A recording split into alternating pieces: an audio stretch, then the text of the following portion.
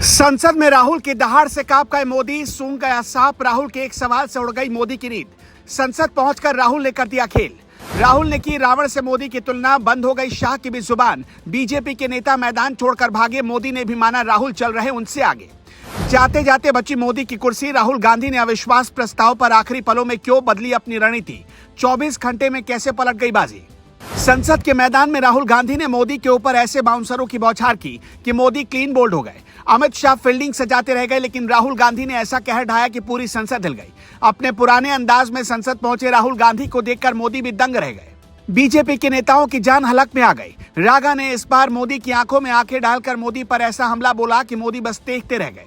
करीब 150 दिनों बाद संसद पहुंचे राहुल गांधी ने अविश्वास प्रस्ताव पर ऐसी रणनीति दिखाई कि बीजेपी के पसीने छूट गए। मोदी को यही लगने लगा कि मानो उनकी कुर्सी अब जाने वाली है। अगर विश्वास प्रस्ताव एक बार संसद से पास हो जाता है तो प्रधानमंत्री को इस्तीफा देना पड़ता है। लेकिन हर कोई हैरान तब रह गया जब अविश्वास प्रस्ताव की शुरुआती चर्चा से राहुल गांधी ने इनकार कर दिया। किसी को समझ में नहीं आया कि राहुल ने ऐसा क्यों किया, लेकिन जब राहुल की रणनीति के बारे में सभी को पता चला तो हर कोई दंग रह गया। राहुल ने ऐसा क्यों किया, आपको पूरी खबर बताएंगे, लेकिन पहले उन्होंने मोदी पर संसद में कौन सा जोरदार हमला बोला वो जान लीजिए।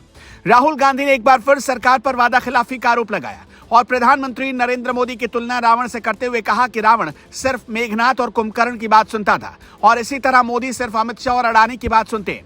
राहुल गांधी ने लोकसभा में कहा, आप पूरे देश को आग में झोंक रहे हैं। पहले यह मणिपुर था, अब यह हरियाणा है। आप पूरे देश को जलाना चाहते हैं। मणिपुर में इस समय क्या हो रहा है ये सभी ने देखा है कि कैसे वहां पर दो समुदायों के बीच आपसी भिड़ंत हो रही है और सरकार अब तक उसे खत्म नहीं करा पाई। लेकिन इसी बीच जब हरियाणा में बवाल हुआ तो हर कोई दंग रह गया। राहुल गांधी ने सीधे सीधे मोदी सरकार पर यह आरोप लगाया कि मोदी सरकार केवल उद्योगपतियों की सरकार है और गरीब जरूरतमंदों को इस सरकार से कोई फायदा नहीं हो रहा। करीब 150 दिनों के बाद संसद पहुंचे राहुल गांधी पूरे जोश में दिखाई पड़े। राहुल गांधी ने मोदी सरकार पर चुन चुन कर ऐसे हमले किए कि भाजपा के बड़े बड़े नेता बस टकटकी लगाकर देखते रह गए। संसद में जब राहुल गांधी बोल रहे थे तो बीजेपी के किसी नेता की जुबान तक नहीं खुली। ऐसा लगा मानो उन्हें सांप सूंघ गया हो। लेकिन आपको बता दें कि अविश्वास प्रस्ताव के दौरान राहुल गांधी ने कोई भाषण नहीं दी, जिस पर बीजेपी ने आपत्ति भी जताई। लेकिन बता दें कि यह भी राहुल गांधी की एक बहुत बड़ी रणनीति का हिस्सा था, जो बीजेपी को बिल्कुल समझ में नहीं आया। मीडिया रिपोर्ट में लगातार इस बात की आशंका जताई जा रही थी कि राहुल गांधी अविश्वास प्रस्ताव की शुरुआत में बोलेंगे, लेकिन उन्होंने सांसद गौरव गोगोई को मौका दिया। ऐसा इसलिए किया गया क्योंकि वो पूर्वोत्तर से हैं और उन्होंने मणिपुर का दौरा किया था। गोगोई ने ही सदन को नोटिस दिया और वही चर्चा शुरू करने वाले थे। यानी राहुल गांधी ने बहुत चालाकी के साथ बीजेपी को घेर लिया और बीजेपी के नेताओं को इसकी भनक तक नहीं लगी।